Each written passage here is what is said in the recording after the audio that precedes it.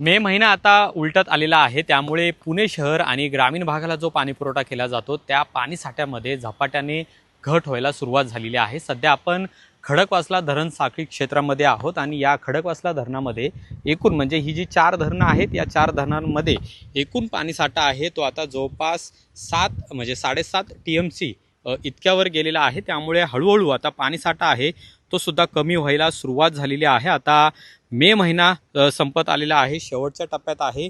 महानगरपालिका असं म्हटलेली होती की कोणत्याही प्रकारे पाणी कपात आहे ती पुण्यामध्ये केली जाणार नाहीये। दुसरीकडे जलसंपदा विभागाने मात्र पाणी कपात करावी अशा पद्धतीच्या सूचना महानगरपालिकेला दिलेल्या होत्या। मात्र त्यानंतर झालेल्या बैठकीमध्ये कोणत्याही प्रकारची पाणी कपात केली जाणार नाही असे महानगरपालिकेने भूमिका घेतलेली आहे। पण सद्यस्थितीत आपण पाहतोय की खडकवासला, वरसगाव, पानशेत आणि टेमघर ही जी 4 धरणं आहेत, या 4 धरणांमध्ये पाणीसाठा आहे तो झपाट्याने कमी होऊ लागलेला आहे। या खडकवासला धरणामध्ये, एकट्या खडकवासला धरणामध्ये जवळपास 58% पाणीसाठा आहे।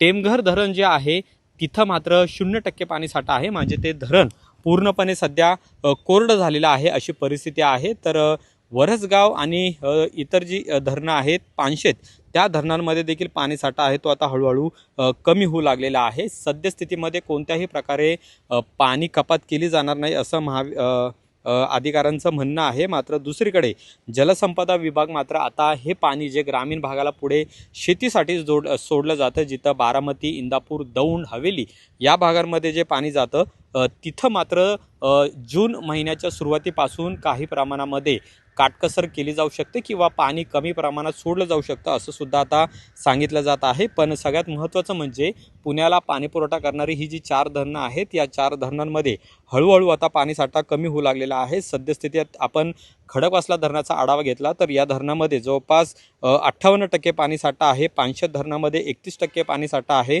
वरसगावमध्ये 23% पाणीसाठा आहे। तर टेमघर धरण हे पूर्णपणे रिकामं झालेलं आहे, 0% पाणीसाठा सध्या तिथं आहे आणि एकूण 7.5 TMC पाणीसाठा या 4 धरणांमध्ये आहे आणि 25%च पाणीसाठा आता उपलब्ध आहे। त्यामुळे पाणीचं नियोजन करणं हे अतिशय महत्त्वाचं असणार आहे। अजून पावसाळा खूप लांब आहे, अल्निनोचा प्रभाव यंदा पावसामध्ये असणार आहे आणि त्यामुळे पाऊस कमी होईल असं हवामान विभागाने याआधीच सांगितलेलं आहे। त्यामुळे पुणे महानगरपालिका आणि पाटबंधारे विभाग आता पाण्याचं नियोजन कशा पद्धतीने करणार आहे हे पाहणं महत्त्वाचं आहे। पुण्याच्या महापौरांनी 30 मे नंतर पाण्याचा आढावा घेऊ असं सांगितलेलं होतं। त्यामुळे सद्यस्थितीमध्ये धरणातला पाणीसाठा आहे तो झपाट्याने कमी होऊ लागल्यामुळे पुणे महानगरपालिका आणि पाटबंधारे विभागाला आता पाण्याची काटकसर किंवा पाण्याचं नियोजन करणं हे अतिशय महत्त्वाचं असणार आहे।